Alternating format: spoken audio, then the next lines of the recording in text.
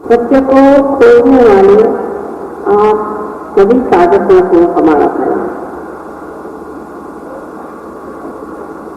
मैं कितने बार कह चुकी हूँ कि सत्य जहाँ है वही है, हम उसे बदल नहीं सकते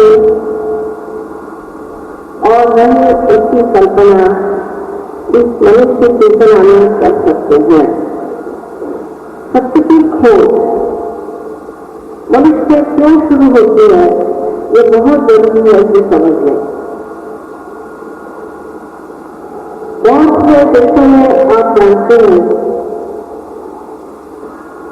कि अनेक तरह से प्रगति होने के कारण वो लोग सोचते रहते हैं कि हम खुशहाल हैं, किंतु बाद में पता हुआ कि नहीं, उन्होंने आनंद को प्राप्त कर दिया।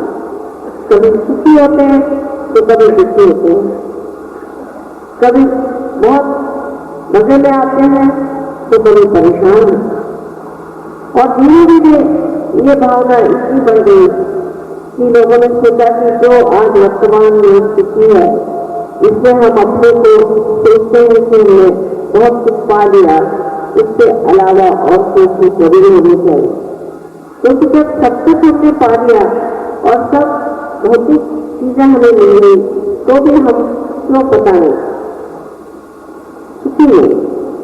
तब वहां से शुरू हो गए और लोगों ने सुनना शुरू किया कि कोई ऐसा वरदान मिल जाए जिससे हम इस तत्व को पाले, इसके वास्तव में हमेशा का आनंद प्राप्त। किंतु इस भारतवर्ष में यह एक ही महान योग थी। हजारों वर्षों से ऋषि मुनि महर्षि दृष्टा यहाँ हुए और हमारी सारी सभ्यता और संस्कृति पूरी तरह से इन ऋषि मुनियों के बताए हुए रास्ते पर बनी। आप शायद नहीं जानते कि हम कितने महान हैं एक देश के जनता।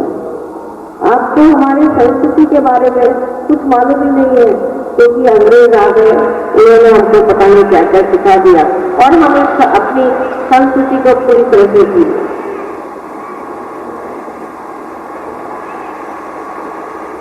आप अब भी उस संस्कृति से प्लावित, आपके अंदर अब भी वो संस्कृति बची जिससे मनुष्य का चरित्र सबसे ऊंची चीज मानी जाती। उसके चरित्र से कोई भी ज्यादा शक्तिशाली चीज नहीं है। ऐसी संस्कृति आज भी हमारे अंदर विद्यमान है और उस संस्कृति को कितना भी आप तोड़ना चाहें आसानी से टूट नहीं सकते, क्योंकि इसके मूल बहुत अंदर तक हमारे अंदर बसे। परंपरागत हजारों वर्षों से लोगों ने तपस्या की और इस चीज को प्राप्त किया है कि सत्य को खोजना चाहिए। हर एक इंसान हिंदुस्तान में किसी भी धर्म का हो, वो ये जरूर जानता है कि ये सारे संसार में दिखने वाली चीज ये माया है और इससे परे एक कोई सत्य जरूर होना चाहिए। और उस सत्य की खोज वो चाहे गरीब हो, अमीर हो, चाहे किसी भी दशा में हो, उसको अंदर से खींचती जरूर है। चाहे वो उसे किसी मंदिर में चला जाए, मस्जिद में चला जाए या किसी गुरुद्वारे में चला जाए और सोचे कि उससे उसकी कामना पूरी होती है तो होती है। और ये सारा कुछ हमें इतना कुछ मिला हुआ है, ये हमारा धरोहर, हमारे देश की अत्यंत महान चीज हमारे अंदर में जो मिली हुई है। तो मैं ये कहूंगी कि इसी चीज की बुनियाद पर आज सहयोग है। सहयोग की बुनियाद पर देश से नहीं आई, इसी महान भारतवर्ष से आई है और इसीलिए इस भूमि को हम प्रणाम करते। आप अमेरिका जाइए, आप सोचेंगे कि बड़े धनधान्य से बड़े हुए बड़े श्रीमंत बहुत ही ज्यादा ऐशोराम के लोग हैं, लेकिन आपको आश्चर्य होगा कि मेरी समझ में तो बिल्कुल ही उनकी बात कि बिल्कुल उनके दिमाग में कुछ अजीब से है। इसको कहना चाहिए कि मूर्ख जैसे। मूर्खता इतनी ज्यादा उन जगह पाई जाती है कि एक साधारण हिंदुस्तानी देहाती में भी ये मूर्खता नहीं पाई। अभी सोचिए, एक औरत की 8 की शादी हुई, उसको देखने के लिए हजारों लोग इकट्ठे हुए, आपसे भी ज्यादा, और ऊपर से उसके सर पे हेलीकॉप्टर मंडरा रहे थे और उसमें से बहुत लोग कूद कूद कर नीचे आ रहे थे पैराशूट से, और कुछ तो वहां से लोगों को गिर गए और कुछ लोग पेड़ में आकर गए। ऐसी बेवकूफी की चीज भारत में कोई नहीं, कितना भी महाबेवकूफ हो वैसा काम। और ये है कि इनमें कोई प्रगल्भता जिसे कहते हैं मैच्योरिटी उम्र के साथ आती ही नहीं। एक छोटा बच्चा भी ऐसी बेवकूफी अपने देश में। हमें समझना चाहिए कि हम लोग जिस पृथ्वी पर बैठे हैं उसका जो हिस्सा अत्यंत पवित्र है, ऐसे इस महान देश पर हम लोग बैठे हैं। मेरी बात को आप मानेंगे नहीं, पर आप देखिए कि वहां से जो गाय और बैल हम लोग ऑस्ट्रेलिया से मंगाते हैं, वो ऑस्ट्रेलियन जैसे ही होते हैं। मतलब ये कि जब उनको आप रास्ते पर छोड़ दीजिए तो उनको यही पता नहीं कि सामने से हाथी आ रहा है, कि मोटर आ रहा है, कि कोई बच्चा आ रहा है, किसी के ऊपर भी अपने आंख मंदी चले जाते। और इन लोगों की जो गाय होती है उनका दूध पीने से दिमाग भ्रमिष्ट जैसा होना ही हुआ, क्योंकि वो भ्रमिष्ट है। अपनी गाय है तो उसके अगर बछड़ा हो जाए और अगर मर जाए तो दूध नहीं देती, और उनकी गाय को उससे कोई मतलब। इन लोगों की मुर्गियां जो इंग्लैंड से आती हैं उनको आपने कभी देखा नहीं होगा कि जब ये मुर्गियां अपने देश में आती हैं तो उनके अगर बच्चे हो जाए तो उनको कोई परवाह नहीं। जब ऊपर से कोई चील आ जाए उन बच्चों को खाने के लिए तो वो कुछ चूचू भी नहीं करती है, तो देखती रहती है चीज भी खाती है। और अपनी यहाँ की अगर कोई छोटी सी भी अपने यहाँ की तो होती है मुर्गियां बहुत छोटी हो तो भी वो अपने बच्चों को संभालने के लिए दौड़ती, उनको अपने पंख पे ले लेती है। ये ममता, ये प्यार, एक महानता ये इस देश में पाई जाती है, क्योंकि हमारे इसमें एक वातावरण है जिससे हम प्रगल्भ हो रहे मैच्योरिटी आ। वहां के तो 90 साल के बुढ़े भी ऐसी बात करते हैं कि मेरी तो समझ नहीं आता कि बात क्या करें इनसे, जैसे कोई 16 साल का लड़का भी नहीं बात करेगा, इस तरह की बेवकूफी की बात। तो समझ लेना चाहिए कि हमारे अंदर एक तरह की सुबुद्धि है और एक तरह का वातावरण ऐसा यहाँ पर है। इस पृथ्वी में ये विशेष चीज जो भारत हुई है, इसका एक महान आशीर्वाद हमारे ऊपर में है, जिसके कारण हम लोग इसमें प्रबल हैं। ऐसे तो किसी भी देश के लोग नहीं आ सकते। मैं सारे देश मिल चुकी हूँ, सबसे मिल चुकी हूँ। हाँ, लेकिन जो बहुत पुराने देश हैं, जैसे इजिप्ट एक देश है, आप कह सकते हैं कि चाइना या इजिप्ट, इन देशों के लोगों में थोड़ी प्रगल्भता है। बाकी सारे देश देखे जाए तो बेवकूफ लोग बैठे हुए। मेरी हैरानी ये है कि ये बड़े कब हो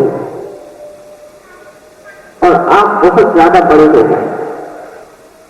हमारे देश के लोग जरूरत से ज्यादा ही बड़े हो गए हैं और एक तरह से चालाकी दिमाग के अंदर आ गई और अपने ही साथ चालाकी खेल रहे।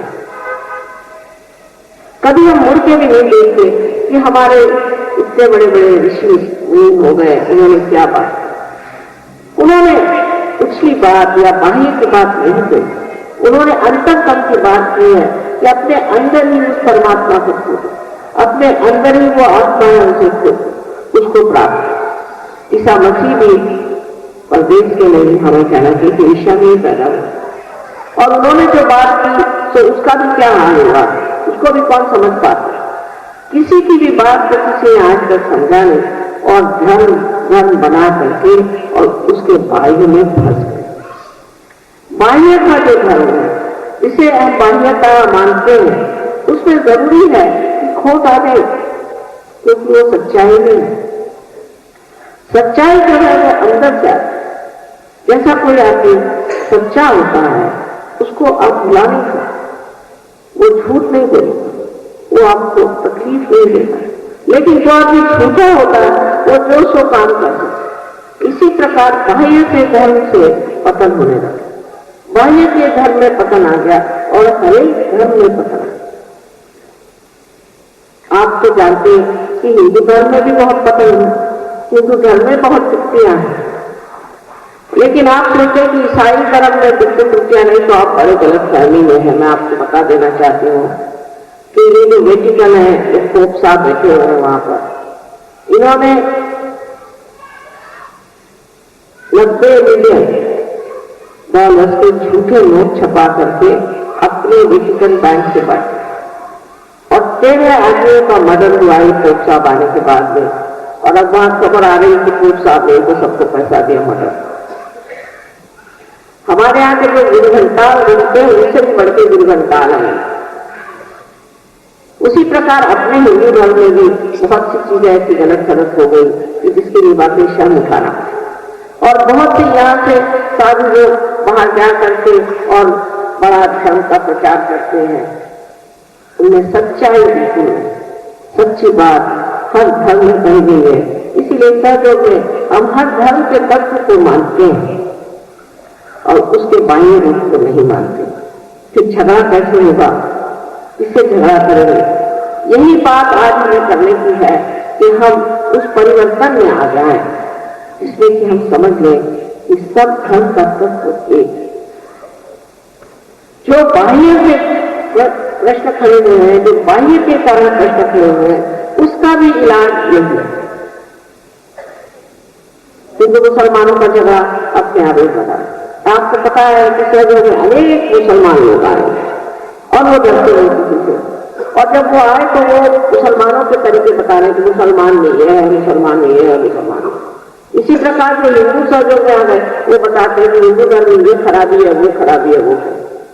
इसी प्रकार जो किसी भी धर्म से हमारे यहाँ जीव आए हैं वो बताते हैं कि किस तरह से खराब है, ईसाई आए हैं बताते हैं किस तरह से, और वो फिर उसको लग जाते हैं कि अपने धर्म के जो लोग हैं उनका अंधापन हटाकर उनसे कहें कि तुम्हारे अंदर प्रकाश आ।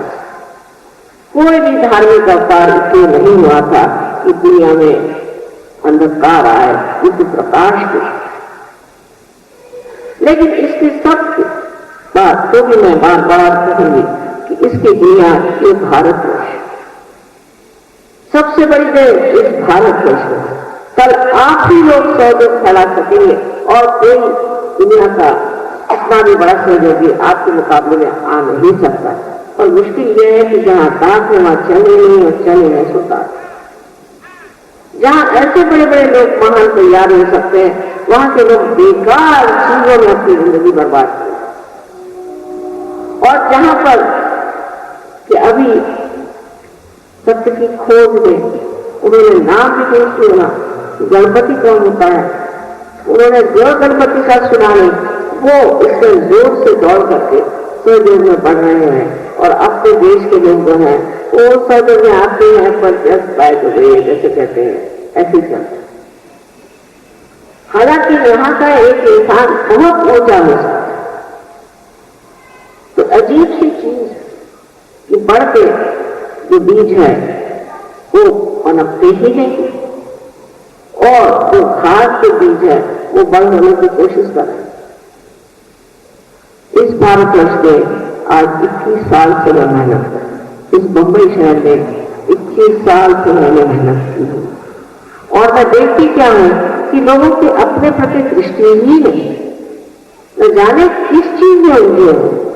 क्यों नहीं, जब आपके अंदर ये सब शक्तियां हैं उसको क्यों नहीं जगाया जाए?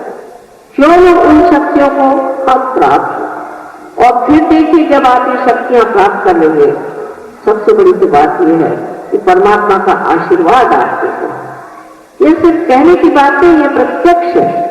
इसको प्राप्त करके ही देखिए कि आपको कोई हाथ नहीं लगा सकता, किसी भी नाम पर आप पूरी तरह से रक्षित आरक्षित है।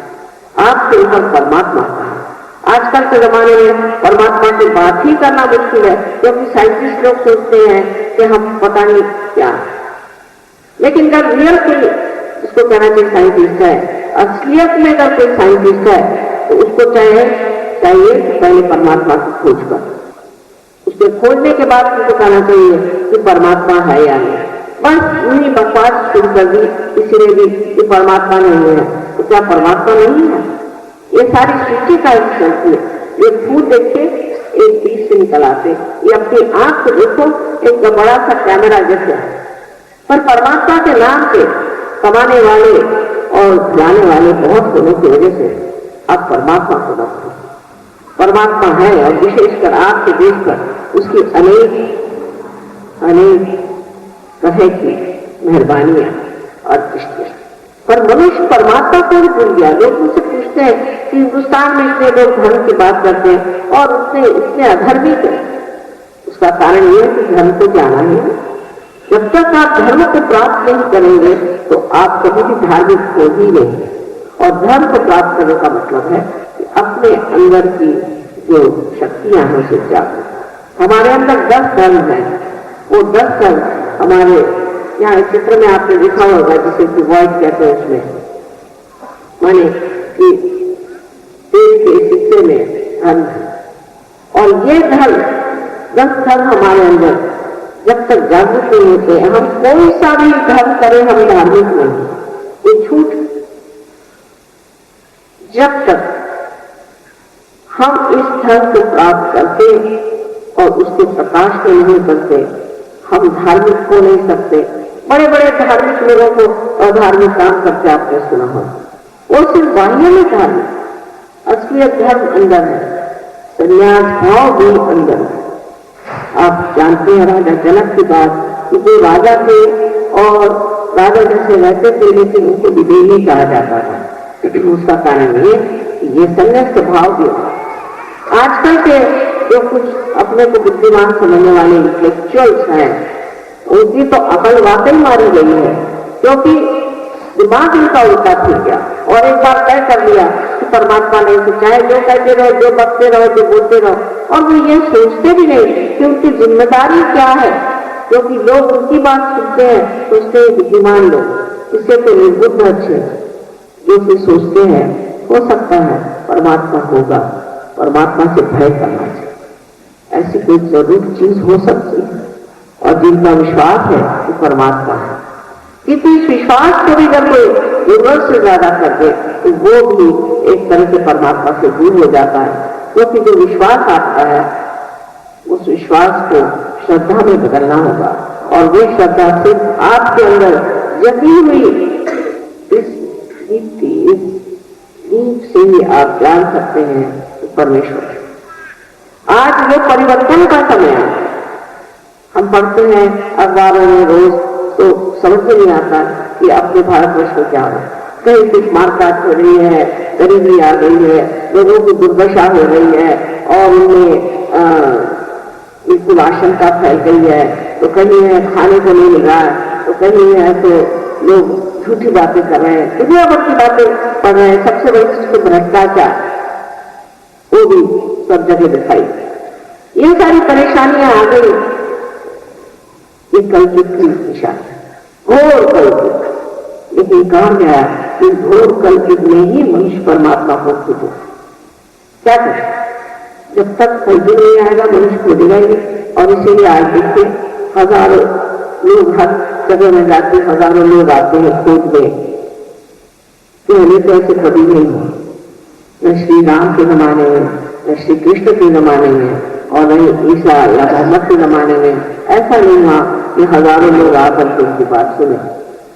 लेकिन आज ये जो हलचल मची हुई है, जो भगदड़ पड़ी हुई है, लोग जो सोचते हैं कि कोई न कोई ऐसी शक्ति होनी चाहिए, कोई न कोई ऐसा मार्ग होना चाहिए जिससे हम बच जाए, जिससे इन चीजों से छूट। हर तरह की परेशानी, अगर आपके पास पैसा है तो इनकम टैक्स वाले आपको लगे रहेंगे, नहीं तो और कोई लगा रहेगा। और पैसा नहीं है तो भूखमरी से मरे रहेंगे। बीच में कोई चीज है नहीं और मनुष्य इसलिए त्रस्त परेशान। इस देश में एक तरह से इस देश में इसलिए परेशान है क्योंकि इस देश में खाना पीना हर एक चीज की परेशानी, और दूसरी जगह इसलिए कि मनुष्य बिल्कुल ही नैतिकता के स्तर से एकदम गिर इतना अनैतिक है कि आपको मैं बता नहीं सकता।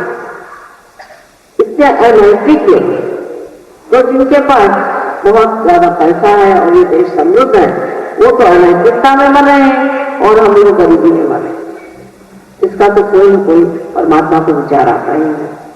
परमात्मा तो सोचते होंगे जब उन्होंने सृष्टि बनाई, उसमें एक अमीबासी इंसान बनाए इतने सारे, तो वो कुछ न कुछ तो बात सोचते हैं। और वो क्या सोचते होंगे कि इसका मेरे साथ संबंध हो जाए, ये मेरे साम्राज्य में भर आ जाए, मेरा जो साम्राज्य है उसमें विराजे, फिर मैं देखता हूं। लेकिन हम उसी में हिचकते हैं।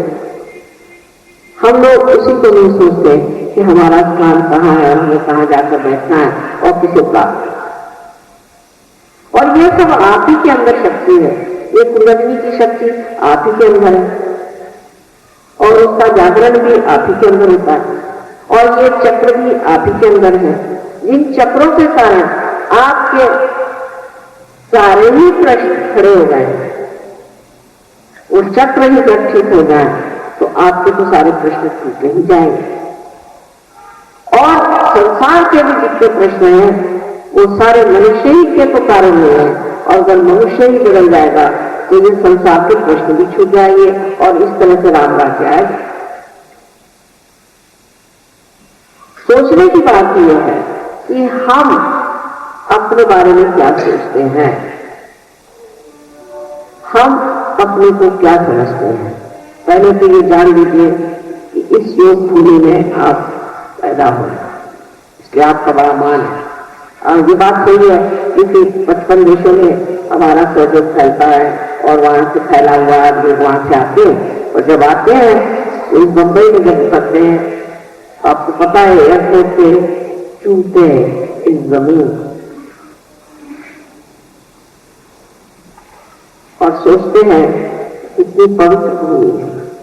और यहाँ भी बहुत खुश रहते हैं, कहते हैं कि माँ सब कुछ चैतन्य ही चैतन्य दिखाई देता है, सब चैतन्य से भरी है और उस चैतन्य के सागर में हम लोग प्यासे बैठे हैं।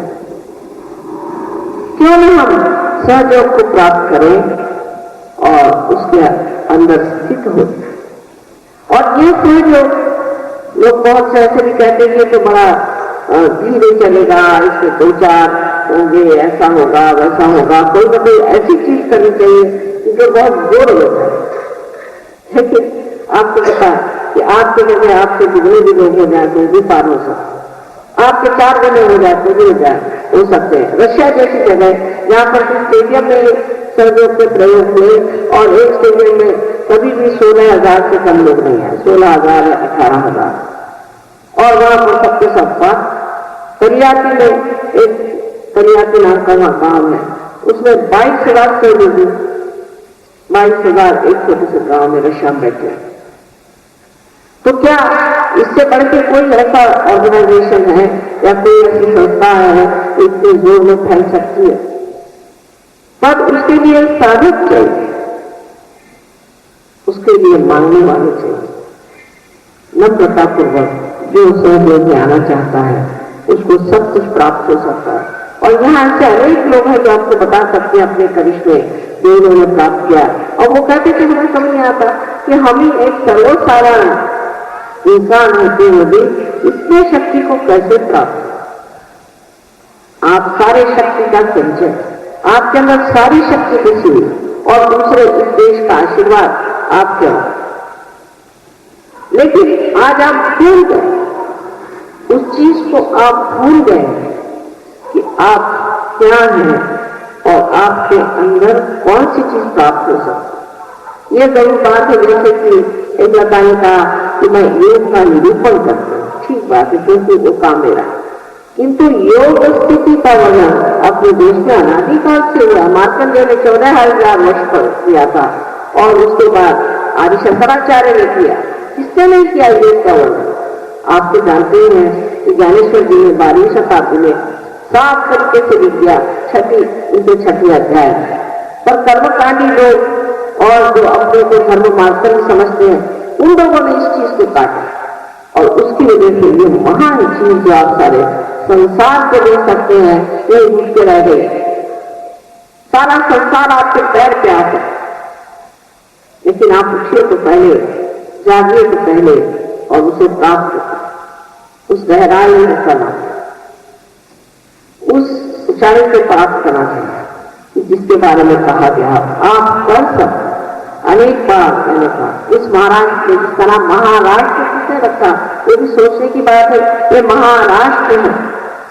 सो हमारे इंग्लिश सर्जन जो है और स्विट्जरलैंड के, उन्होंने खुद ही मराठी में कविता बनाई, इस महाराष्ट्र देश को चलो जागरूक करें।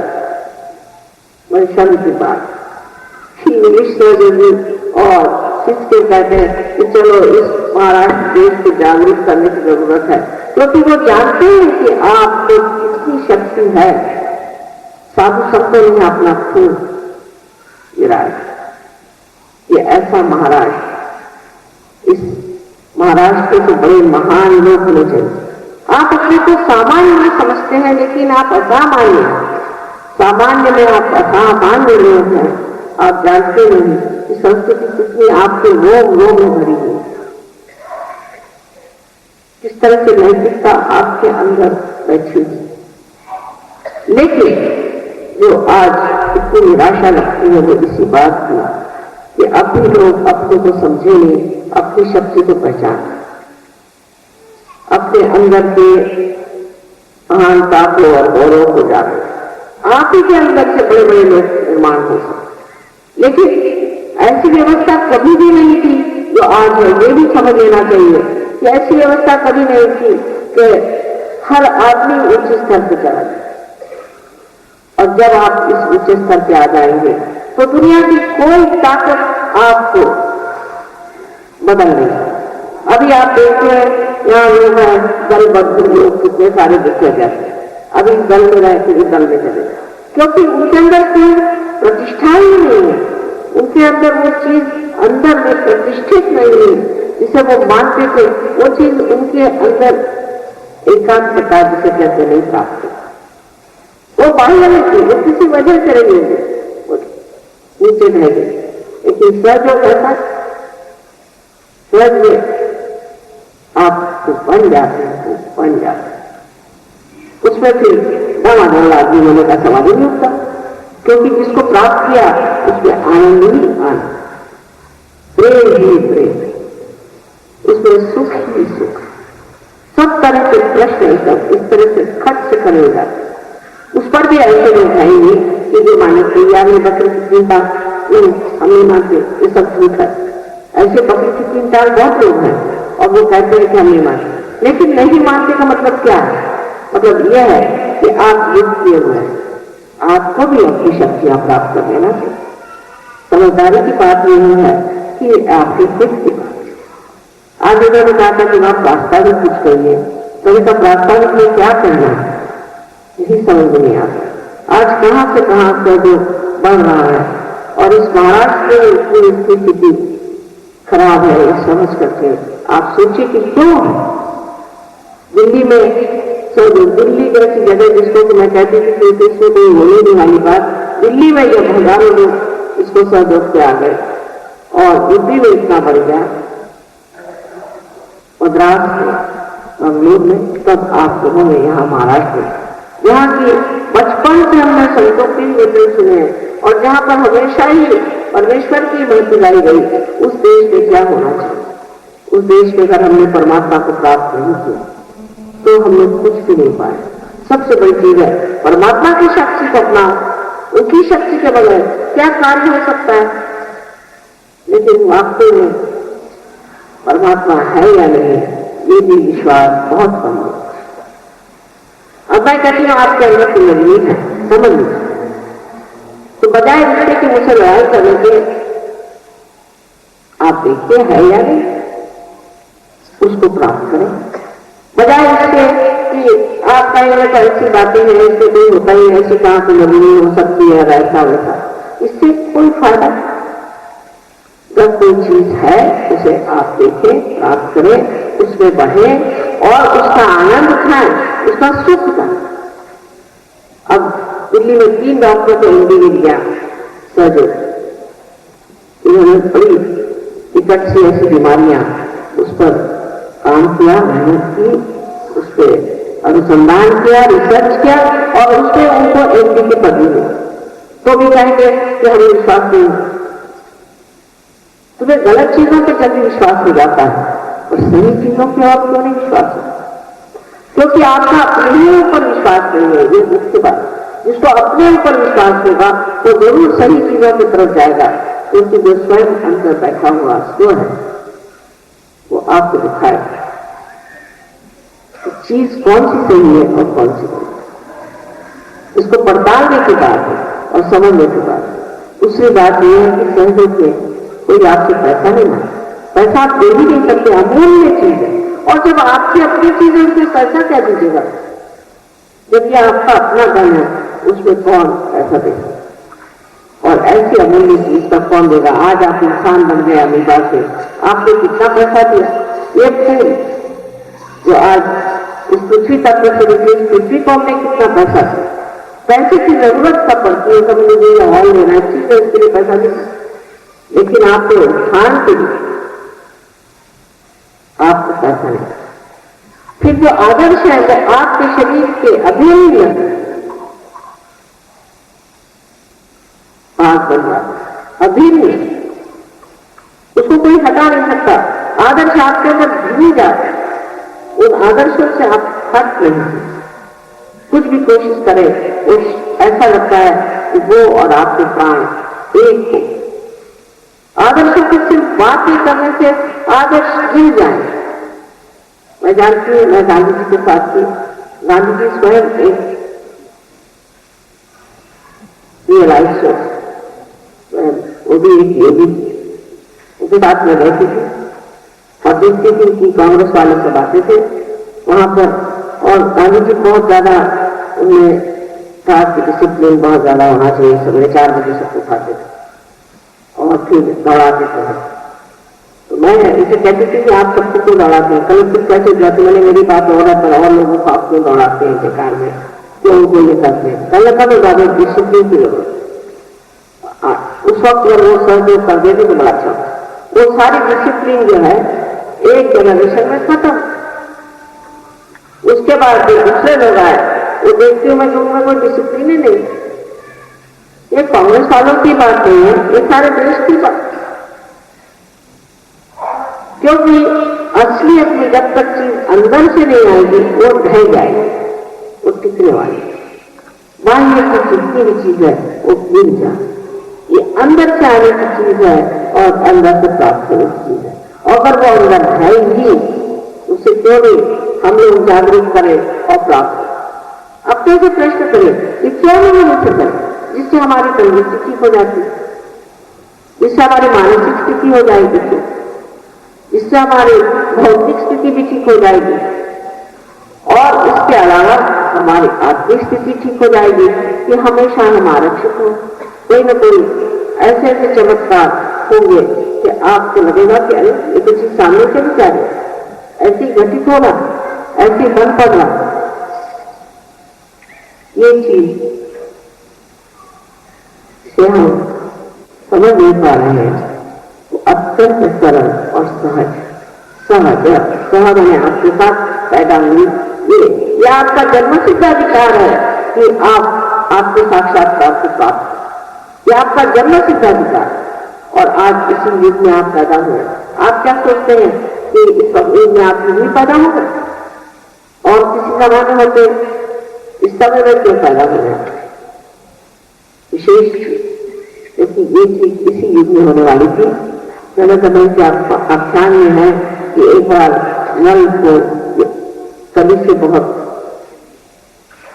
दुश्मनी हो क्योंकि उसके पत्नी का विछोह हो गया, उससे विरह हो गया। इस कली के बाद एक दिन ये कली उनके हाथ में था, तो उन्होंने कहा कि अच्छा तुमको अब मैं खत्म कर देता, तुमने मेरी पत्नी का उससे विछोह कर दिया और मुझे बहुत तकलीफ में डाल दिया और तुम सबको संभ्रम में डालते हो, तो मैं चाहता हूं कि तुम्हें एकदम से खत्म कर दो तो सारे संसार का दुखी हट जाए। तो कली ने कहा कि ठीक है, मेरा पहले महात्म्य सुन दो कि जब कलयुग आएगा, इस वक्त कलयुग आएगा, उस वक्त संभ्रांत लोग होंगे, परेशान होंगे, तकलीफें होंगे, हर तरह की निराशा होगी। उसी वक्त जो लोग आज विधि केंद्रों में परमात्मा को खोज रहे हैं, वो सर्वसाधारण है, वो गृहस्थी के लोग होकर हाउस होल्डर्स होकर के और इस चीज को प्राप्त करेंगे जिसे वो खोज रहे हैं, वो परमात्मा को प्राप्त करें। तो इस महात्मा को तुम जानो कि मेरी दशा आए बगैर मनुष्य की आंख नींदने वाली, जब तक मैं पूरी तरह से इनको दखल नहीं दूंगा, ये इसमें से निकलने के लिए परमात्मा की ओर नहीं दौड़ेगा। और यही बात आज आपको मानना पड़ेगी कि कल युग में आप पैदा हुए, सब तरह की परेशानियां चारों तरफ से खुली हुई है और इसमें से निकलने की व्यवस्था आपको करनी है। तब आप सबल होंगे, तब आप समर्थ होंगे, आप जो है इसका आपको अर्थ हो। और ऐसे समर्थ के लिए कहा हुआ है रामदास स्वामी ने कि ऐसे समर्थ की ओर कौन टेढ़ी नजर करके देख सकता है, और जो टेढ़ी नजर करके देखेगा वही दुख पाएगा, न कि पर्सन जो इंसान जिसके और वो इस तरह से देख रहा है। इसलिए सब तरह से जहाँ सुख की वर्षा होती है, आनंद की वर्षा होती है, और जहाँ पूरी तरह से आरक्षण होता है, ऐसा कार्य हमें क्यों नहीं करना चाहिए। आज महाराष्ट्र में मेरी विशेष तरह से एक स्थिति है, मैं देखती हूँ कि महाराष्ट्र के कुछ हिस्सों में सहयोग बहुत फैल गया है, और जैसे निर्मला ने कहा इस तरह से लोग मुझे बिल्कुल भगवान समझते हैं, पर उसका फायदा क्या है। ऐसे तो भगवान सब मंदिरों में बैठे हुए हैं, इसका कोई फायदा नहीं है कि आप मुझे भगवान समझे और फलाना समझे दिखाना समझे, इससे कोई फायदा नहीं होने वाला और न ही मुझे इससे कोई संतोष होता है। सब माँ की कृपा से होता है, माँ की कृपा से होता है, पर आप अपनी कृपा से क्या कर रहे हैं मुझे, आप मेरा अपने ऊपर कृपा करें। सब कुछ माँ की कृपा से नहीं होने वाला, आप अपने ऊपर क्या कृपा कर रहे हैं देखना चाहिए कि आप अपने साथ कौन सा न्याय कर रहे हैं, आपने क्या प्राप्त। ऐसे भगवान के पास तो शक्ति रही नहीं, और जब कोई भगवान है तो उसके पास शक्ति है, तो इससे क्या मतलब, आपने कौन सी शक्ति को प्राप्त किया। आज सहयोग जो है ये बोधि सत्व प्राप्त हुआ, बोधि सत्व पहले बुद्ध हुए, बुद्ध का मतलब है आत्म साक्षात्कारी होना। इससे शब्द गुरु आया है, इससे शब्द वेद आया है, मैंने युद्ध होना, जो कि आपके नस नसों में महसूस हो। मराठी में शब्द है जानी, आपको महसूस हो कि ये परम चैतन्य चारों तरफ फैला है, और यही सारी सृष्टि का रक्षण करता है, सारी सृष्टि को चलायमान करता है, और सारी सृष्टि के जितने भी जीवन कार्य यही शक्ति कर, इसको जान लेना ही बोध है। और उसी से बुद्ध शब्द आया, और बुद्ध का जो भविष्य बुद्ध है इसको बोधिसत्व कहा गया है। तो बोधिसत्व का तत्व है कि जो बुद्ध होगा वो समाज का कल्याण, वो कल्याण करेगा अपना और सारी दुनिया का कल्याण। जो चीज एक आदमी के लिए पहले थी वो आज सामूहिक होने के बाद बोधिसत्व में है, और वही चीज और बुद्ध धर्म की जो बुद्ध ने बताई थी, जब ऐसा आएगा महाप्रया जब होगी वहां पर, और इस तरह से आप उसको प्राप्त करेंगे, तब आप बुद्ध लोगों से ही इस कल्याण का कार्य कर सकते। तो आज इन बुद्ध लोगों की जरूरत है जो कि सिर्फ धर्मांतर आदि से बुद्ध नहीं हो सकता। बुद्ध के लिए अंदर से बोध आना चाहिए। किसी भी चीज को जब हम कहते हैं कि आप इस धर्म में हैं, तो जान लेना चाहिए कि अंदर से आपने इसे प्राप्त किया है या अगर आपने इसे अंदर से प्राप्त किया हुआ है तो फिर आप बुद्ध हैं। और ऐसे बुद्ध को आज के जमाने में बोधिसत्व होना चाहिए, माने सत्य को समाज में उसके कल्याण के लिए फैलाना चाहिए। हाँ, बहुत से लोग आते हैं, हो गए बहुत से लोग आए पार, लेकिन आपने उसे समाज का क्या करेगा, समाज में क्या कार्य किया। खासकर दिल्ली मुंबई के तो लोग मिलते ही, हमारे यहाँ के मुंबई के सहयोगी जो है वो मिलते ही नहीं। यहाँ जो जमे हैं मुंबई शहर में ही रहते हैं और यही थोड़ा बहुत पढ़े, आस पास के इतने लोग हैं देहातों में चले। सहयोग से आप जानते हैं कि ग्रामीण भाग में क्रांति आ सकती है, क्योंकि इन चैतन्य लहरियों से आपकी खेती भी बहुत बढ़ सकती। खेती के कितने प्रयोग ऑस्ट्रिया में लोगों ने किए हैं, हमने भी किए हुए हैं और सिद्ध कर दिया कि इससे खेती कभी कभी 10 गुना बढ़ती।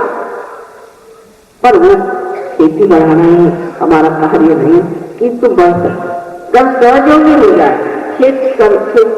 खेती हर जो है वो अगर सहयोगी हो जाए तो खेती में 10 गुना ज्यादा बढ़ सकता। ऐसे गाय या भैंस विशेषता गाय को अगर आप चैतन्य की लहरियां दें और उससे वो अगर प्लावित हो जाए तो इतना दूध देगी उसके आगे कि ऑस्ट्रेलिया से गाय लाने की जरूरत है। और फिर उसका जो दूध होगा उससे वो नुकसान नहीं होने वाला जो ऑस्ट्रेलिया के दूध से होता है। और इसी ऑस्ट्रेलिया के दूध को पी करके आजकल मैं सोचती हूँ कि ये जो बुद्धिवादी है इनका दिमाग लग गया, जिसे परवर्टेड इंटेलेक्चुअल्स कहना चाहिए। ये भ्रमिष्ठ जैसी बातें और उनकी बातों को आप मानते हैं, क्योंकि कुछ तो भी नई बात कोई कह दे भ्रमिष्ठ के जैसी उसको मानते। जो चीज पुरातन है और सदियों से चली आ रही है वो अवश्य ही उस पर काफी तरह के बादल छा गए और उसमें खराबियां आ गई, ये मानने की बात है। तो भी कि उसका तत्व है वो शुद्ध, उस शुद्ध तत्व को अगर हम प्राप्त करें तो आज दुनिया में भारतवर्ष से बड़ा कोई देश नहीं। आज मैं आपको इसलिए नहीं कह रही हूं कि आपसे मुझे कोई वोट लेना है, लेकिन मैं इसलिए कह रही हूं ये वास्तविक और इसीलिए मैं आपका मान करती हूं कि आप भारत की हैं। आपका मैं ही नहीं, लेकिन जितने देशों में जाते हैं वहां सब जगह भारतवर्ष का बहुत मान है, सब लोग बहुत मानते हैं। और अनेक पुस्तकों में अनेक जगह दिखाया हुआ है कि इसका ज्ञान भी भारत का है। मैं रशिया में गई तो लोगों ने बताया कि सबने कहा कि माँ क्रिश्चियनिटी जो है, आध्यात्म जो है वो भारत से आने वाला है। ऐसे अनेकों ने हमें बताया। चाइना में भी लोग कहते हैं कि जो आध्यात्म है वो यहाँ से आए। और जब आध्यात्म ही सबसे ऊंची चीज है तो फिर दुनिया भर की चीजों की परवाह क्यों करना, उसके पीछे क्यों दौड़ना। इससे अच्छा यही है कि हम उस चीज को प्राप्त कर लें जो सबसे ऊंची चीज है और जिसको प्राप्त करने के बाद किसी भी तरह का अहंकार नहीं, किसी भी तरह का आतताई बनाने में एक अत्यंत नम्रता आ जाती है और उस नम्रता में आदमी पूरी तरह से आरक्षित, उसको जरूरत ही नहीं कि किसी के ऊपर में आक्रमण करे। जो आक्रमणकारी है वही नष्ट हो जाता है क्योंकि वो असत्य पे खड़ा है और आप सत्य पे खड़े। अब करीब जा करके 50 साल से कृतयुग शुरू हो गया। कृतयुग का मतलब है कि ये चारों तरफ फैला हुआ परमात्मा का साम्राज्य, जिसे कहना चाहिए कि परम चैतन्य है, ब्रह्म चैतन्य है, ये कार्यान्वित हो गया है, ये कार्य करने लगा। और क्योंकि ये कार्य करने लग गया है, ये जागरूक हो गया है, जो आज तक संतों को रक्षण नहीं मिला, जो आज तक संसार में लोगों को आशीर्वाद नहीं मिले, वो सब आपको मिल सकते हैं और इसे प्राप्त कर सकते हैं। हमारी बात बहुत लोगों को लगती होगी कि मां पता नहीं कहां से बात कर रहे हैं, पर हम सच बात कर रहे हैं और बिल्कुल सच्ची बात है। और इसे आप एक बार प्राप्त करके फिर हमें बताएं। जब लोग आते हैं तो शंका से आते हैं, पर जब प्राप्त हो जाते हैं तो मेरे पास इतनी लंबी लंबी चिट्ठियां आती कि मां पता नहीं मेरे कैसे चमत्कार हुआ। कोई चमत्कार नहीं, परमात्मा के साम्राज्य में चमत्कार ऐसी कौन सी बात है। अरे वो परमात्मा है, उनके लिए चमत्कार भी कौन सी बात है। वो चाहे जो कर है और जब आप उसके साम्राज्य में जाए, वो कोई आपके इस इंडियन गवर्नमेंट जैसे नहीं है, वो तो एक ऐसी गवर्नमेंट है हजारों काम एक क्षण में, करोड़ों काम एक क्षण में है और अत्यंत सूक्ष्मता से, सुंदरता से क्योंकि ये परमात्मा के प्रेम की शक्ति, और वो जानते हैं किस तरह से आप लोगों को आशीर्वादित किया जाए, किस तरह से आपको संभाला जाए, लेकिन इसके लिए आपको सज्ज होना चाहिए। मराठी में कहा गया, कला पाहिजे जातीचे एक जात, इसको के विलियम ब्लेक ने कहा हुआ कि they are special category, they are men of God, they will become godly and they will make others also godly.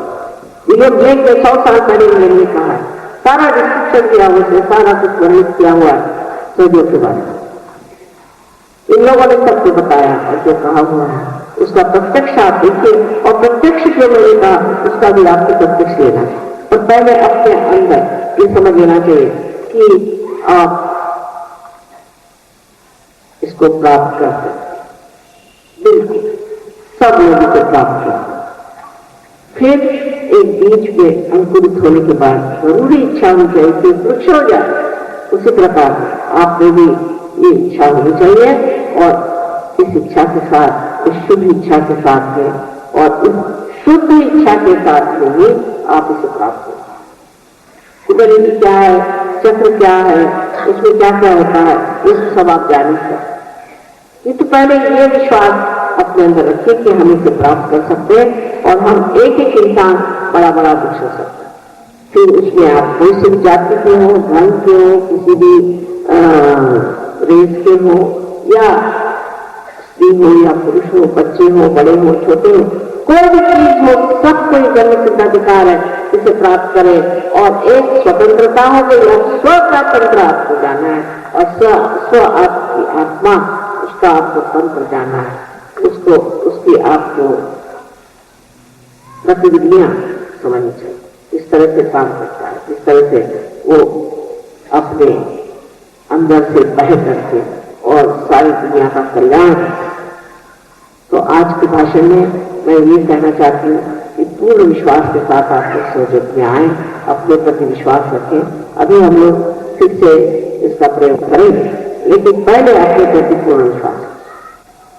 कुछ भी किसी ने सिखाया हो, पढ़ाया, भूल जाए, कुछ भी किया हो भूल जाए, ईश्वर वर्तमान में आ जाए, पिछला अगला सब भूल करके, और पूर्ण विश्वास से आपको साक्षात्कार प्राप्त हो। और उसके बाद आप हमें बात बताइए ये क्या मिला आपको। जबकि पहले शुरू में बहुत से लोगों को ऐसी चीजें मिल जाती है उसमें भूल जाते।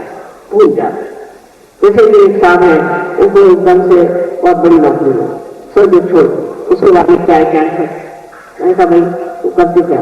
कल माँ मैंने सोचो छोड़ दिया तो मुझे बहुत बड़ी नौकरी मिली। इस तरह से प्रलोभन भी होता है। उस प्रलोभन को न मानते हुए अगर आप सहयोग में अभ्यास के बाद में एक महीना भी मेहनत करें तो आप स्वयं ही बहुत बड़े अपने गुरु भी हो सकते हैं, और सारे संसार के कल्याणकारी एक महान आत्मा भी हो सकते हैं।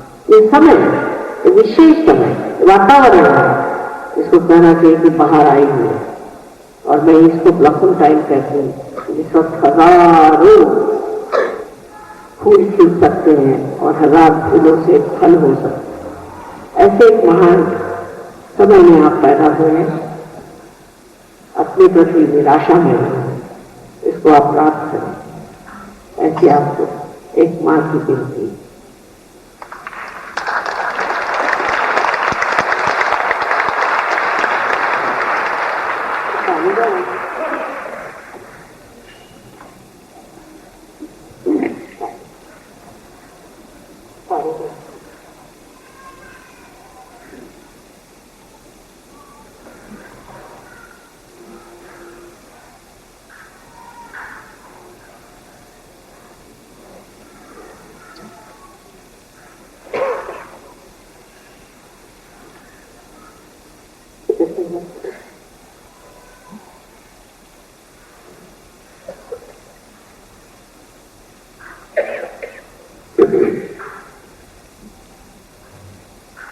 अब आप लोगों से ये कहना है कि ये पूरी पर आप बैठे हैं, इसको पहले हृदय में वंदन कर लें।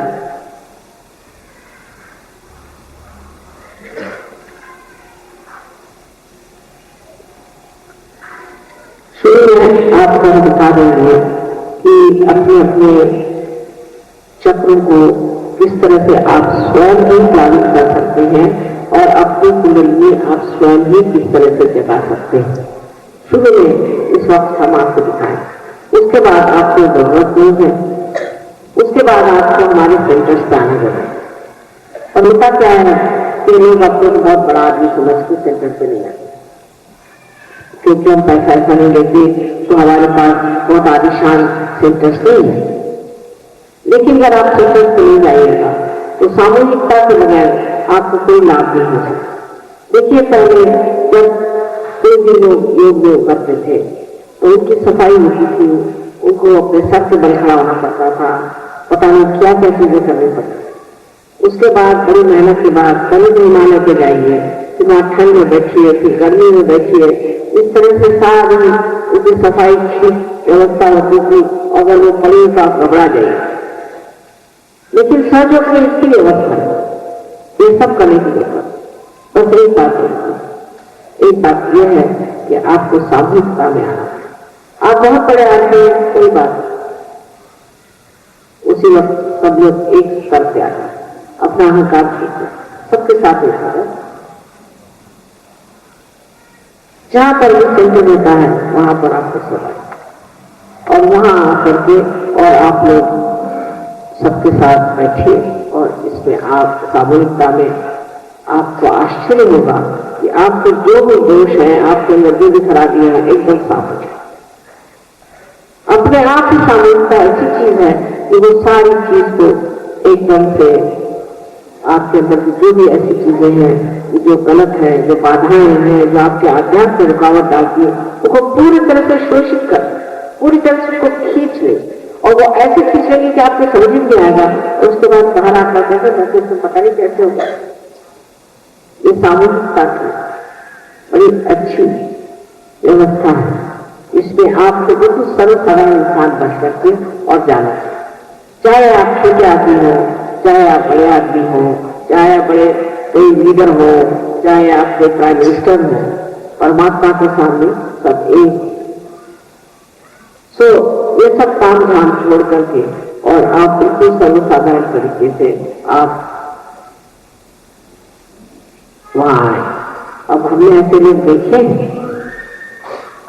कि जो इस चीज को समझते हैं और इस तरह से संतों के लक्षण कि वो अपने को किसी से ऊंचा या छोटा नहीं, सबके बराबर है। फिर वो गरीब हो, अमीर हो, खुद भी हो, सबके साथ आप सामूहिकता में आए, तभी आप बढ़ सकते हैं। तो ये एक बहुत जरूरी चीज है कि मैं मां सहयोग करता हूँ, मैं घर में सहयोग करता हूँ, उससे नहीं। ये व्यक्तिगत नहीं है, ये व्यष्टि में नहीं है, ये समष्टि में उतरने की बात है। और जब आप समष्टि में उतरेंगे तभी आप बढ़ सकते हैं और तभी आप पूरी तरह से अपने शक्तियों से प्लावित हो सकते हैं और परमात्मा के आशीर्वाद से हमेशा आनंद में हो सकते। इसका एक ही तरीका है। मैं ये नहीं कहती कि आश्रम में रहो, तो हिंदुस्तान में लोग रहते नहीं आश्रम में, लेकिन तो भी ये जरूर कहूंगी कि आप सामूहिक रूप से मिलकर कुछ भी चीज सामूहिक हो उसमें आप समावेश करें। बड़े छोटे सब एक साथ उसके सामने फिर आप देखिएगा कोई तरह की तकलीफ या कोई तरह की दुष्टता या जिसे नेगेटिविटी कहते हैं, ऐसी कोई सी चीज नहीं रह जाएगी। आपके जीवन से सब भूल जाएगी।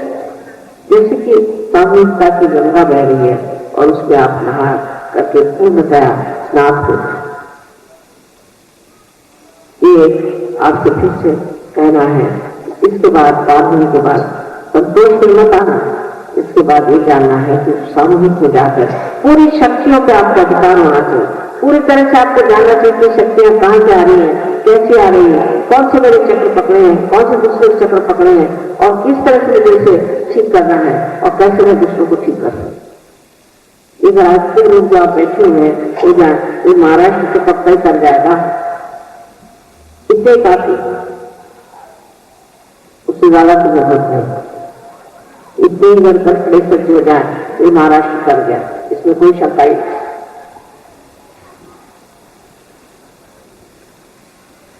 सबसे पहले मैंने आपसे कहा है कि आपको आपके चक्रों के बारे में चक्र कैसे पालित करना है वो बताया जाएगा। लेकिन उससे पहले मैं ये कहूँगी कि जो लोग बैठे हुए हैं कुर्सियों पे उनको जूते उतारने वाला आप लोग सब जूते उतारने, और जो कुर्सियों पर बैठे हैं दोनों पैर जमीन पर इस तरह से रखे हैं, लेकिन जो धरती पर बैठे हैं उनके लिए कोई प्रश्न नहीं, और जूते उतार।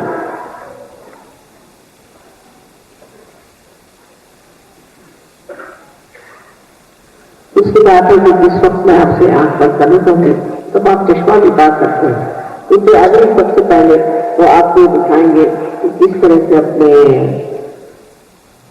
चक्रों को प्लानिंग करा जाए। कौन आएगा?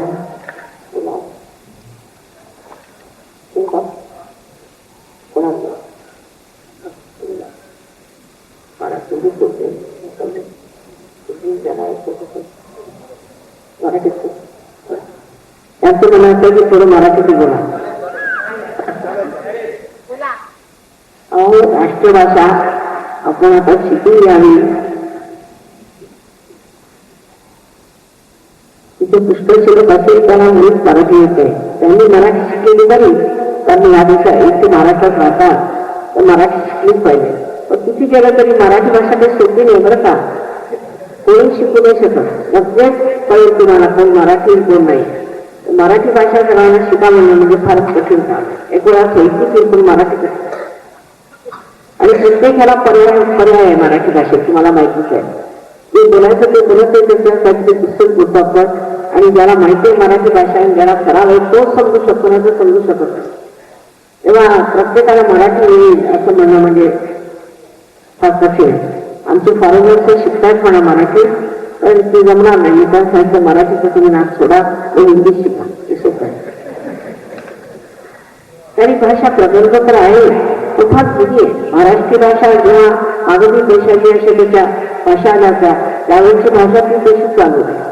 बाकीच्या भाषांमध्ये पुष्कळ बदल आला, जशी मागधी भाषा कसं हिंदी वगैरे असे आले, पैशाची कसं पंजाबी आली, तर मराठी भाषा ही अनादी भाषा, आणि त्याच्यामध्ये जो स्पंदकपणा आहे तो कोणत्या भाषेत आहे इतकंच नव्हे, पण अध्यात्माला सगळ्यात उत्तम भाषा म्हणजे मराठी संस्कृत सोडून सगळ्यात उत्तम भाषा म्हणजे मराठी, आणि ह्याच्यावर कार्यही केलेलं महाराष्ट्रात आहे। तुम्हाला आश्चर्य वाटेल की सबंध विश्वाची केंद्रबिंदू या महाराष्ट्रात बसलेली आहे। 4 गणपती बसवलेले आहेत तिथे जवळपास, आणि त्याशिवाय अष्टविनायक एकंदरीत एवढं मोठं आहे। त्याशिवाय आपल्याला त्रिगुणात्मिका म्हणजे महाकाली, महालक्ष्मी, महासरस्वती अशा तिन्ही देवीचे स्थान आहे, परत आदिशक्तीचं वणीला स्थान आहे, म्हणजे 4 देवीची विविधता 8 तरी विनायक दिली होते, नंतर सर्व जगाची विश्वाची कुंडलिनीची घेऊन आणि बसून करता काय ऐकते आयत्या पिठा नागवावर केले। हे सगळं असताना करतात काय, आणि इथे नाथ संख्याने नाथाने कार्य केलं ते महाराष्ट्रात केलेलं आहे। असिंधना झाले, गोरखनाथ झाले, आम्ही नाथांचं कार्य करतो, हे त्यांचं कार्य। पण पूर्वी परंपरा अशी की एका गुरुला एक शिष्य, त्यामुळे हे वाढू शकत नाही। एक ज्ञानेश्वरांनी निवृत्तीनाथांना म्हटलं की बघा फक्त मला हे उघडं करून सांगू द्या, मी काही करणार नाही तर सांगू द्या, म्हणून 6व्या अध्यायात त्यांनी ते लिहिलंय।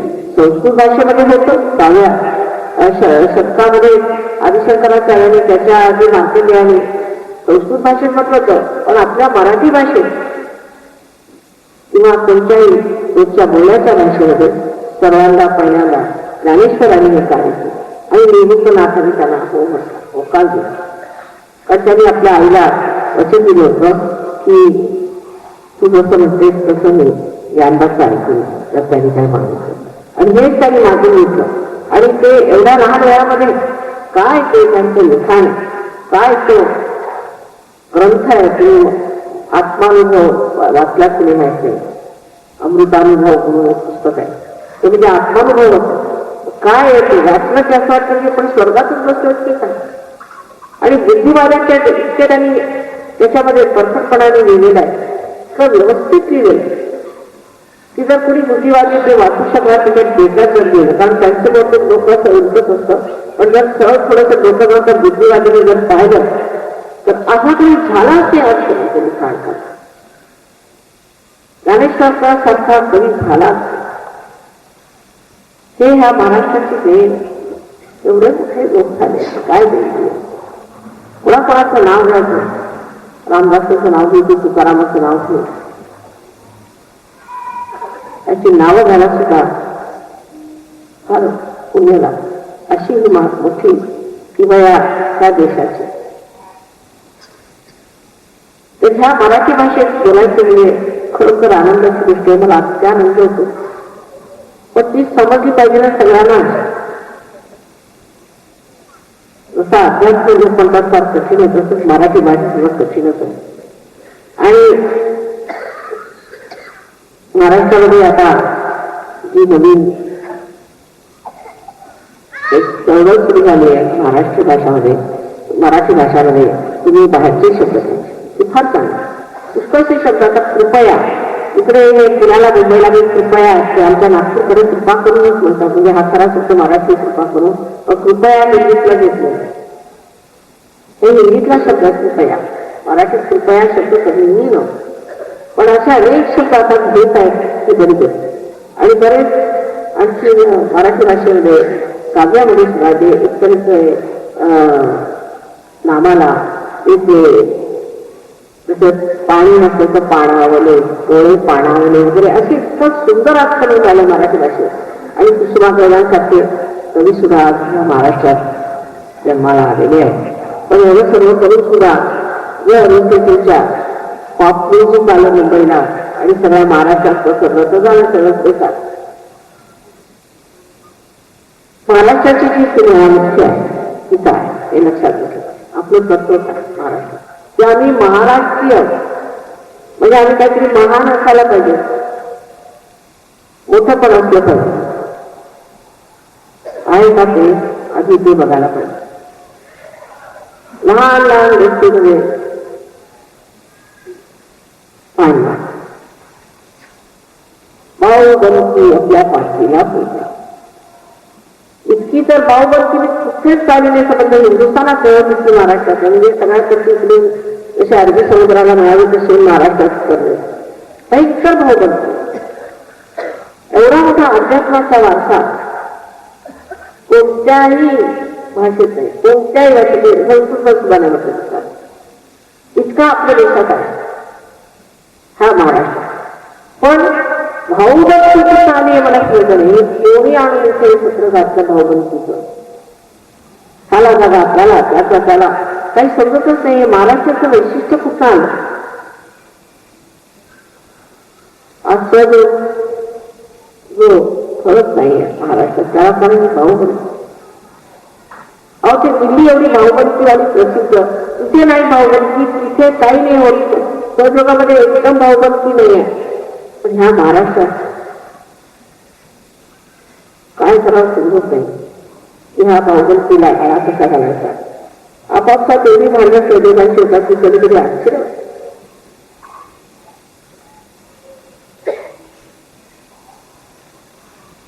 पण जगामध्ये प्रगती केली तर काय होणार. त्याचं एक उदाहरण सांगतो मी तुम्हाला की एकदा नामदेव शिंपी होते ते कोरा कुंभाराकडे गेले. कोरा कुंभार पायाने चिखल बुडवत होते. त्याला बघितल्या बरोबर एकदम कंपितच झाले, बघतच राहिले. आणि त्याने जी ओळी म्हटली अत्यंत सुंदर आहे, अत्यंत सुंदर. त्याने म्हटलं की निर्गुणाच्या भेटी आलो सगळ्यास. काय निर्गुण एका माणसाचं दुसऱ्याबद्दल होणार की निर्गुणासाठी आलो तर तू सगुणामध्ये उभा आहे असं फक्त एक संतांना म्हणू शकतात. अशा संतांच्या भूमीवर आम्ही बसलेलो आणि सहयोगातून संत होतो तरी सुद्धा असंच चालतो त्यांचं. ही ओळख एक कृष्णाबद्दलची नितांत श्रद्धा, प्रेम आणि एकात्मता आहे ती सहयोगातच होऊ शकते. पण महाराष्ट्राची फळत ते विशेष असं नाही की नाही आहे. तरी मी म्हणेन की काही लोक अजूनही भाऊबंदी केले आणि स्पष्ट मी सांगतो की तुम्ही त्यात पडू नये. जरी तुम्ही भावनिकतात आले आणि असे भावभक्तीपणाने तिथे त्याच्याशी बोलायचं नाही काय नाही आणि पुढे जायचं. कारण आमची त्या सगळ्यांना अवघड आहे, सर्वतर्फे लोक येतात. आता फार कमी झाली तर आहे. हा आपला देश महाराष्ट्राचा देश आहे, तो गेला. त्याच्यामुळे आपण राज्य गमवलं, सगळं गमवलं आणि आता काही राहिलेलं नाही आहे. निदान आता तरी संविधानामध्ये ही भावबंदी आणायची आणि कशी तरी त्याची वाट लागली. सगळं आहे, अध्यात्म आहे, संत झाले, आशीर्वाद आहे, ग्रंथ आहे, सर्व काही. पण ही कीड जी महाराष्ट्राला लागलेली आहे ती गेली पाहिजे. ही भावबंदी त्याच्यासाठी काही असतो, स्वार्थ असतो, काही पण जे काही आहे त्याचं रूप विद्रूप असतं मला की संतांच्या मध्ये जर गेली म्हणजे हा काय देश आहे महाराष्ट्र. ते संत झाले तुम्ही असंत बनवायला बसलायचं म्हणाले आणि मग तेच संतान त्यांच्यामध्ये गर्दी आली तर मात्र ते सहन होते ना. तेव्हा तुम्ही संत नाही. आज सगळ्यांना एक आव्हान आहे की खरोखर तुम्ही महाराष्ट्राचे सुपुत्र आहात तर त्या मराठी भाषेच्या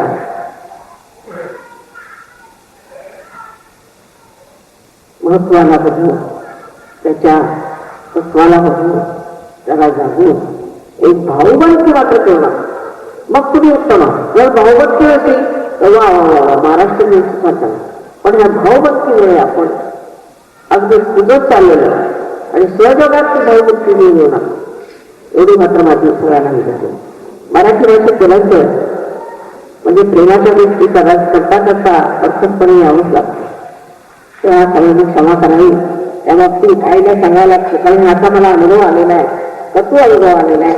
म्हणून मी सांगते की कोणत्या तरीची भावबंदी तो देवात आणू आणि सामूहिक नम्रपणे. त्या बाबतीत महाराष्ट्रातले लोक अत्यंत नम्र आहेत, त्यांना काही मोठेपण वगैरे असलं खास नाही हे मला माहिती.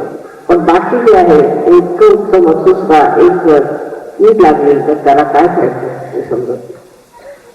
तेव्हा हे भावबंदीचं नीट देऊ नका मनामध्ये आणि ते काढूनही टाका आणि त्याच्यानंतर मला कुठल्या कुठे तुम्ही पोचतात असो. आता परत आपण युगाच्या ह्याला लागूया आणि ते प्राप्त करू.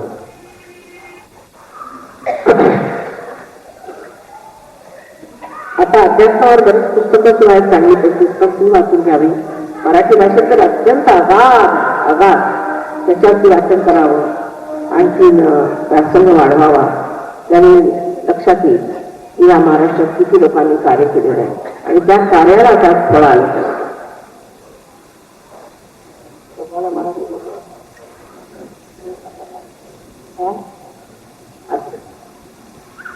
एकाला बोलवत असताना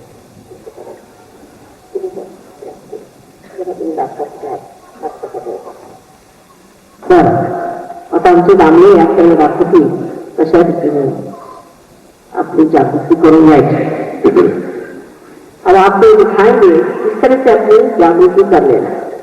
बहुत आसान पर आप थोड़े से समझते काम लें तो बहुत ही आसान है. सबसे पहले याद रखना चाहिए कि हम अपना लेफ्ट हैंड जो है वो हमारी ओर है. आराम सर्वप्रथम एक बात है, आपको आराम से मिलेगा. आप चाहे नीचे बैठे चाहे कुर्सी पर बैठे कहीं भी मिले आपको जागृति हो जाए. कोई आपको हिमालय पे जाने की जरूरत है, कोई आपत करने की जरूरत है. सिर्फ लेफ्ट हैंड मिले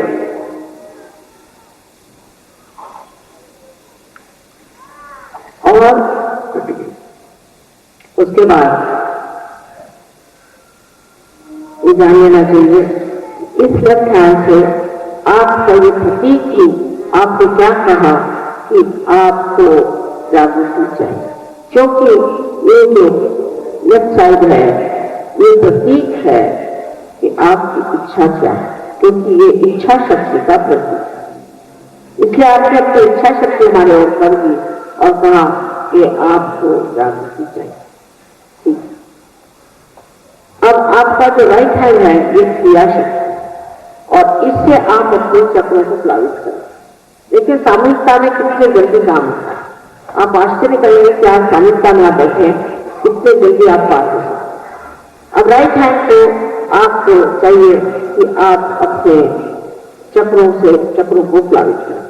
सबसे पहले अब राइट हैंड हमारे हाथ पे रखें, आप रखिए हाथ पे रखें, लेफ्ट हैंड हमारी ओर करिए और राइट हैंड हाथ पे, हृदय पे। इसके अंग्रेजी में कहते हैं, इसे सब लोग समझ, हृदय पे इसे रख रहे हैं। इस हृदय में आत्मा का वास, आत्मा जो है ये परमात्मा का प्रतिबिंब हमारे हृदय में, इसलिए हम हृदय में, इसीलिए लोग कहते हैं कि कोई जो हृदय से करे तो वह किए, क्योंकि वो आत्मा का कार्य। अब इसी राइट हैंड को आपको पेट के ऊपरी हिस्से में है, लेफ्ट हैंड साइड, हम कार्य सारा लेफ्ट हैंड साइड में, ये पेट के ऊपरी हिस्से में लेफ्ट हैंड साइड में आप रख रहे हैं। ये आपका गुरु का चक्र है, गुरु तत्व। ये चक्र महान जो सदगुरु हो गए उन्होंने बनाया है आपके अंदर, क्योंकि अगर आप आत्मा हैं तो आप अपने गुरु हो जाते हैं। आत्मा के प्रकाश में आप अपना मार्गदर्शन कर सकते हैं, इसलिए आप अपने गुरु हो जाते हैं।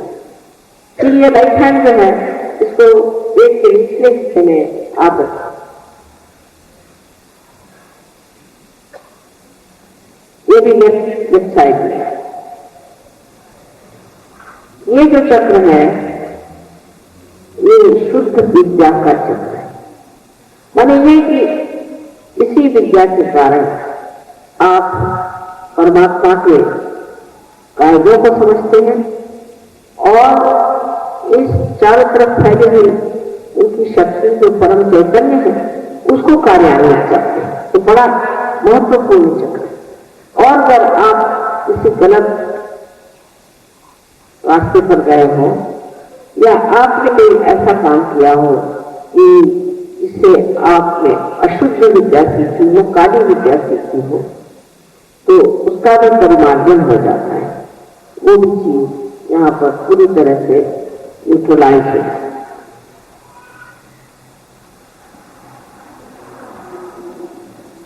अब इस चक्र से अपना हाथ ऊपर उठा के फिर से हमें अपने गुरु तत्व पे रखना होगा। राइट साइड, राइट हैंड रखिए लेफ्ट साइड में गुरु तत्व पे, माने पेट के ऊपरी हिस्से। उसके बाद वही राइट हैंड आप इधर पे,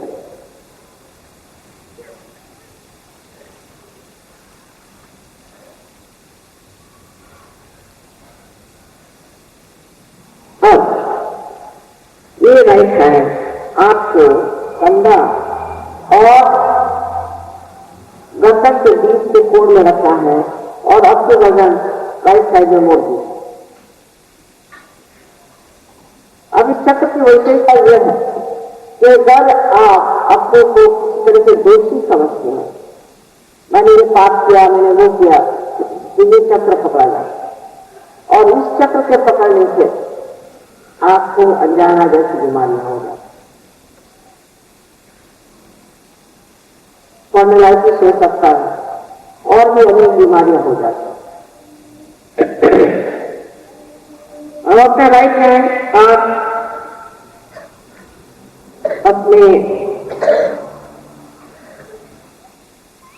माथे पर, कपाल पर, आराम और गर्दन पर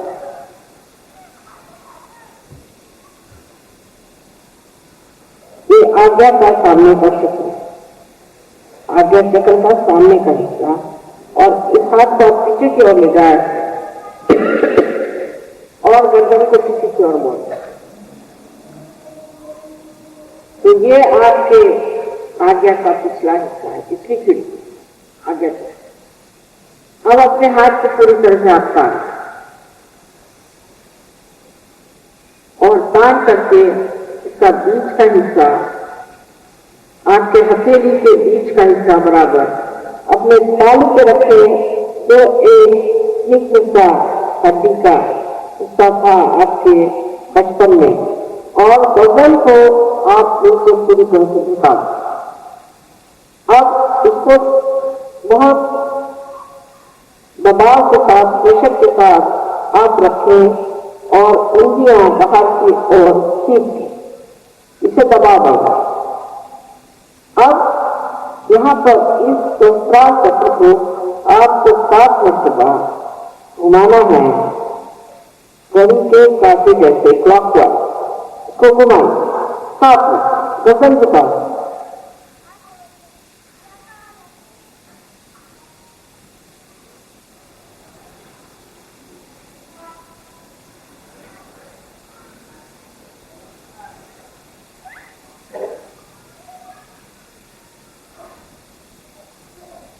अब हटा लीजिए, बस इतना ही करने का आपको है।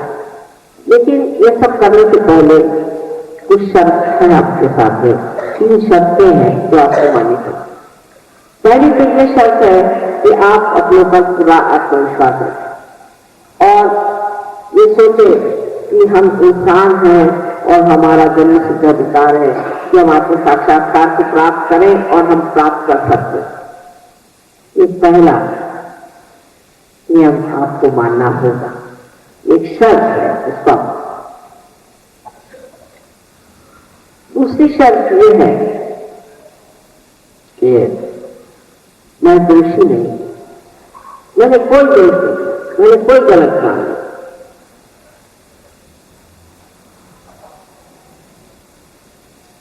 जो हुआ तो हो गया, पीछे हो गया, और जो आने का है वो दिखाई नहीं देता। इस माँ के सामने बैठे हैं, माँ के लिए बच्चे दोषी नहीं, कोई दोष नहीं। ये बहुत जरूरी है, कृपया ऐसे माने। ये बहुत जरूरी चीज है कि आप इसको भूल जाए कि आपको कोई दोष किया हो। आज देखिए ये बहुत पकड़ रहा है, इसका मतलब आपको बहुत ऐसे लोग हैं कि ये पता नहीं मेरी लेक्चर में तो सुन के सोचने लगे कि मैंने ये गलती की, वो गलती। पूछ जाइए लेक्चर, लेकिन आपके कोई गलती नहीं। पहली शर्त ये है कि आपको पूर्ण आत्मविश्वास होना चाहिए, और दूसरी ये कि आपने कोई गलती। तीसरी शर्त बहुत साधारण है कि इस तरह से अभी बताया जा रहा है, इस तरह से आप सब चीजें पूरी तरह से करें। और उसके बाद जब आपको ये चैतन्य की लहरियां हाथ में लग जाए और आपके तालु से भी जब चैतन्य आने लग जाए, तो फिर आप समझ लें कि अब आप योगी जन हो रहे हैं और अब रास्ता पीछे नहीं हो सकता। एक बार बीच से अंत निकल आया तो वो फिर से बीच नहीं हो सकता। लेकिन उस बीच में अगर आप वृक्ष नहीं आए तो किसी काम करेगा। इसलिए तीसरी शर्त यह है कि आप सबको अपनी वृद्धि करनी होगी, आपको बढ़ाना होगा, इससे कि सारे संसार को आपका फायदा। आपको सबका अनंत आशीर्वाद है। अब हम लोग ध्यान करेंगे, उसके लिए ध्यान करना नहीं होता है, ध्यान में होना होता है। अब आप तो जान लें कि आपको आंख बंद कर लेनी है और चश्मा उश्मा उतार दें, और इस वक्त कोई मंत्र नहीं, कुछ नहीं, इस वक्त कुछ सोचे भी नहीं और कोई प्रयत्न न करें। अपने आप के लिए सारा कार्य करना, बिल्कुल अपने चित्त को ढीला छोड़। कोई नहीं ये हमें होना चाहिए, ऐसे कोई बात, कोई प्रयत्नशीलता नहीं होना चाहिए। डिलिब्रेशन जिसे कहते हैं, कोई नहीं होना, बिल्कुल हल्का से। लेकिन मुझे लगता है आज बहुत से लोगों में ये भावना है कि मेरा कैसे होगा, मैं कैसे होगा। तो पहले आपको मैंने शर्त बता दी। सबसे बड़ी बात है कि अपने प्रति प्रसन्न चित्त हो। ये बात समझने की है कि अपने और प्रसन्न चित्त हो, क्योंकि मैं ये दोषी, मैंने अपराधी करे, मेरे को इसलिए करना था, ये सब बात छोड़ दे, अपने को खोजना छोड़ दे और ये होगा जरूर। से अपने प्रति एक प्रसन्नता होनी चाहिए, क्योंकि आप अंदर एक बड़ी भारी गौरवशाली व्यक्ति हैं जिसको हम उभारना चाह रहे हैं। हम क्या उभारेंगे, आपके अंदर तो है ही नहीं, सिर्फ आपको संपाना है, आपकी जागृति होती है, आप इस चीज को जान सकते हैं। अच्छा,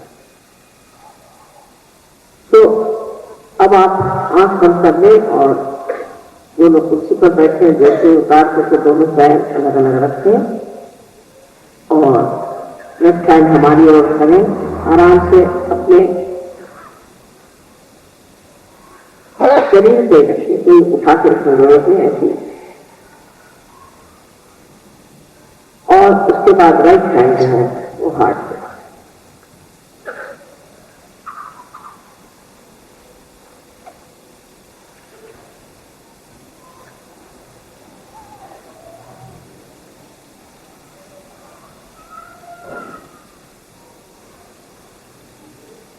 अब आंख बंद करके आप एक प्रश्न अपने अंदर, अपने मन में पूर्ण विश्वास के साथ पूछे कि ये बड़ा मूलभूत फंडामेंटल प्रश्न है।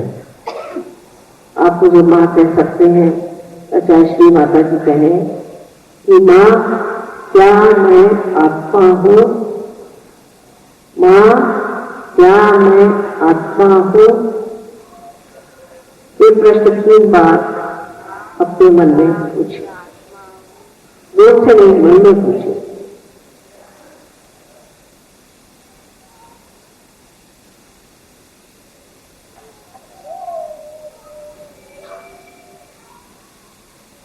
अगर आप आत्मा है तो आप अपने गुरु भी हैं। अब यही राइट हैंड पेट के ऊपरी हिस्से में लेफ्ट हैंड साइड पे रखे और जोर से दबा करके एक प्रश्न पूछे 3 बार फिर से अपने मन में, माँ क्या मैं स्वयं का गुरु हूँ, माँ क्या मैं अपना ही गुरु हूँ। ये सवाल अपने मन में पूछे 3 बार।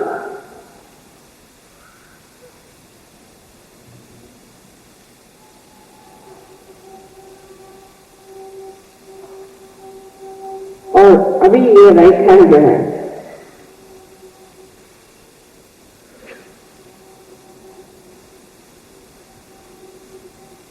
उसको आप पेट के निचले हिस्से में लेफ्ट हैंड साइड में दबा के रखें और यहां पूछिए,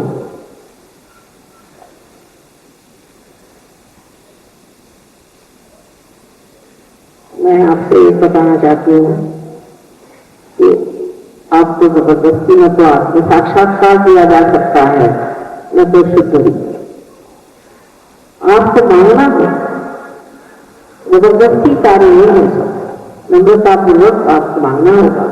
तो यहाँ पर आप 6 बार कहिए,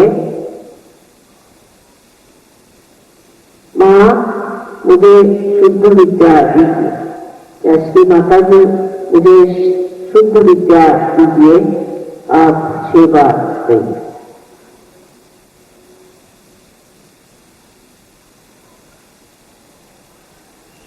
श्री माता जी मला कृपा करून शुद्ध विद्या द्यावी, असं 6दा म्हणा, हे शुद्ध विद्याचे स्थान आहे।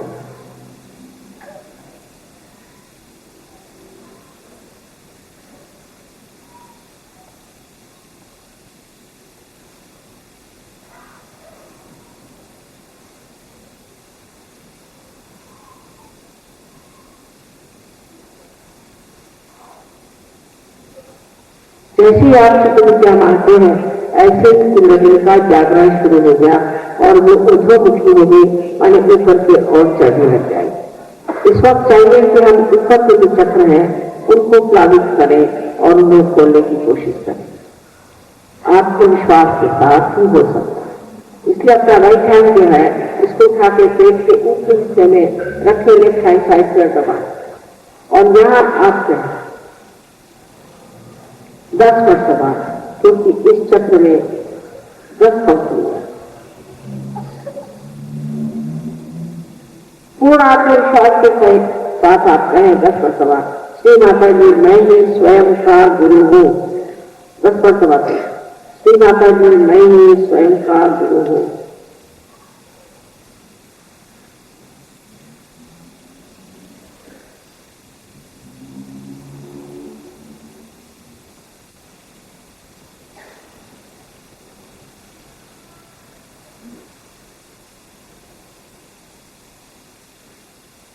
सबसे मूलभूत सत्य ये है कि आप आत्मा है, आप शुद्ध आत्मा है। ये शरीर, मन, बुद्धि, अहंकार आदि उपाधियां हैं, लेकिन वास्तविक में आप शुद्ध आत्मा है। इसलिए राइट हैंड अपने हृदय पे रखें और पूर्ण आत्मविश्वास के साथ कहें, श्री माता जी मैं शुद्ध आत्मा हूं।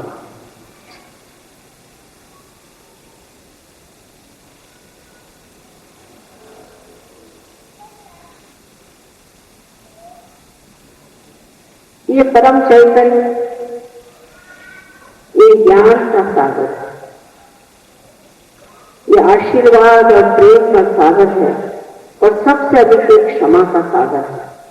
इसलिए आपको अपने को पूर्णतः क्षमा कर देना चाहिए और जान लेना चाहिए कि जो भी आपकी गलतियां थी वो इस महान सागर के प्रकाश में पूरी तरह नए हो जाएंगे, खत्म हो जाएंगे।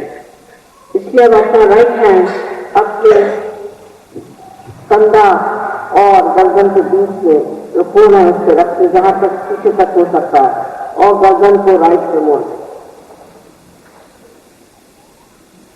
और यहां पर मोड़कर इस तरह से 16 मरतबा पूर्ण आत्मविश्वास के साथ 16 मरतबा कहें, क्योंकि इस चक्र में 16 पंखुड़ियां, 16 कलाएं। श्री माता जी मैं बिल्कुल दोषी नहीं हूँ। 16 मरतबा मैं बिल्कुल दोषी नहीं, मैंने कोई गलत काम नहीं किया, मैं बिल्कुल दोषी नहीं हूँ, मैं निष्पाप हूँ। मेरे कहने से कहिए, शंका मत कर।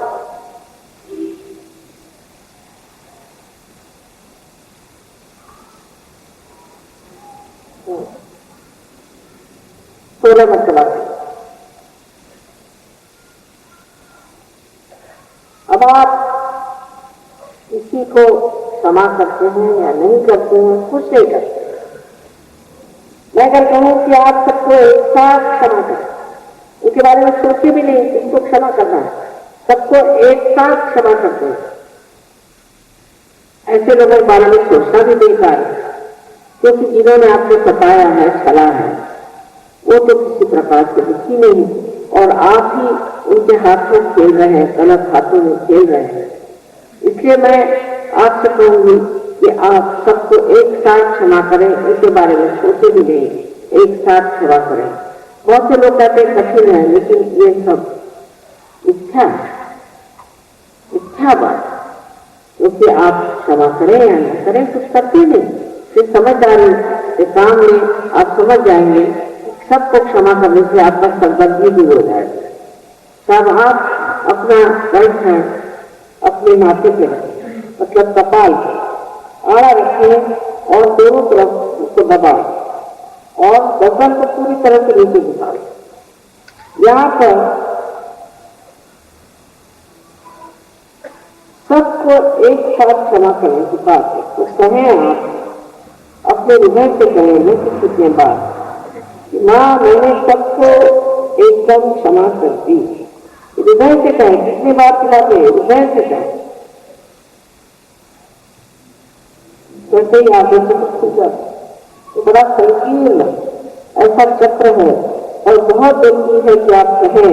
ये जब चक्र नहीं खुलेगा तो प्रगति ऊपर संस्कार में आएगी नहीं। मैंने सबको एक साथ क्षमा कर दी।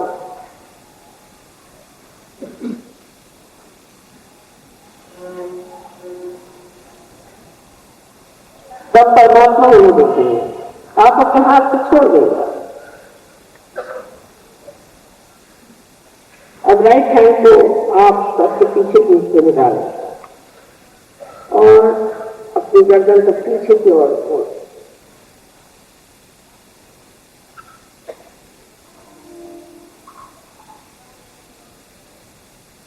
पूरी तरह से ऊपर तक गर्दन उठाए, इसका हो सकता है पीछे की ओर मोड़।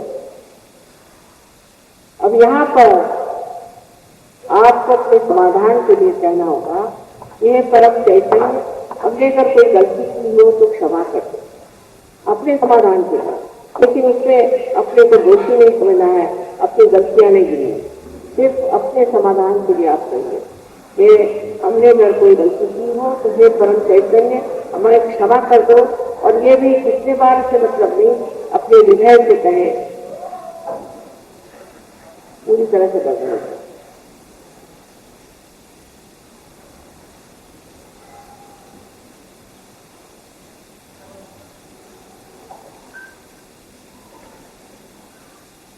अब आर्थिक चक्र बहुत महत्वपूर्ण है। अपने हाथ को राइट हैंड को पूरी तरह से तान दें और हथेली का जो बीच का हिस्सा है उसे अपने तालु भाग पर, तालु भाग आप जानते हैं जो बचपन में बहुत तीक्ष्ण सा ऐसा एक हड्डी का हिस्सा होता है, उसे तालु कहते हैं, उस पर रखे बराबर बीच में और दबाए, गर्दन को नीचे पूरी तरह से झुका और हाथ को साफ सुबह धीरे धीरे घड़ी के काटे जैसे घुमा, लेकिन हाथ से नसों की चाल चमड़ी जैसी उसको घुमाए। और इस बार भी ये कहना है कि आपका आत्म साक्षात्कार लादा नहीं जाता, आपकी इच्छा पूरी होनी चाहिए और आपकी ही इच्छा से कार्य होगा। इसलिए घुमाते वक्त साथ में खुद आप कहिए, श्री माता जी मुझे कृपया आत्म साक्षात्कार दीजिए। और जो आत्म साक्षात्कारी भी है वहाँ बैठे हुए, उनका भी चक्र ये बहुत जोरों में खुल जाए। इसलिए आप सात मरतबा इसको घड़ी के काटे जैसे घुमाएंगे चक्र को, तो बिल्ली के एरिया कहते हैं अंग्रेजी में।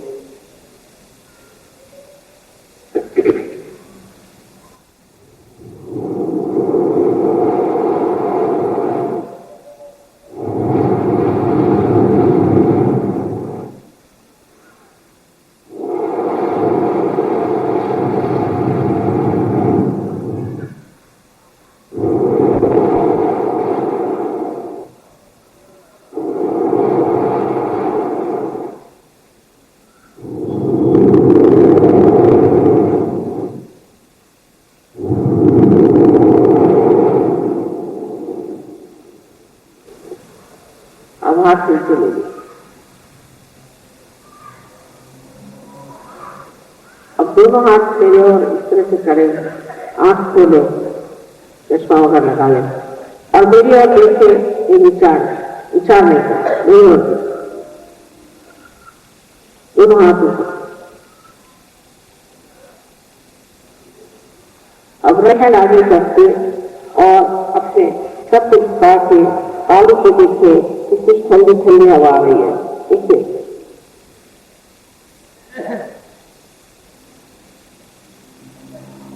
तालू से आधार से ऊपर पकड़ना है। अब आधार में शब्द हिंदी में नहीं है लेकिन मराठी का शब्द है, इसका मतलब है कि ऊपर, ऊपर में छूटे हुए नहीं है पर ऊपर।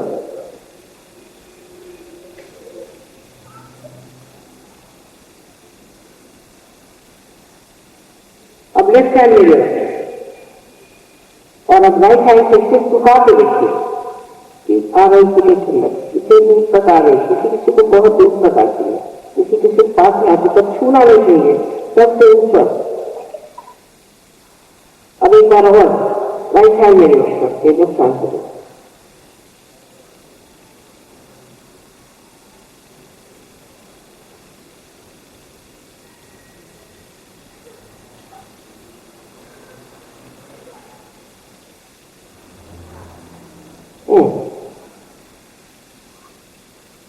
अब दोनों हाथ आप लोग आकाश की ओर करके, सर पीछे की ओर मोड़ के आकाश की ओर और एक 3 बार पूछे, श्री माता जी क्या ये परम चैतन्य, श्री माता जी यही क्या वो ब्रह्म चैतन्य, श्री माता जी यही उस परमात्मा की प्रेम शक्ति है? कोई सा भी इसमें से एक प्रश्न 3 बार पूछे और हाथ ऊपर किया।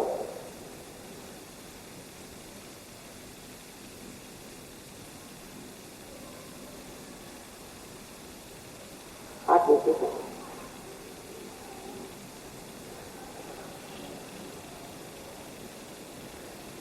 जिन लोगों के हाथ में ठंडी ठंडी या गर्म लहरें आई, इसमें से गर्म लहरें आती हैं और उनको लीवर की शिकायत हो या सर से तालुक हो, इसके हाथ में ठंडी ठंडी लहरें लगी हो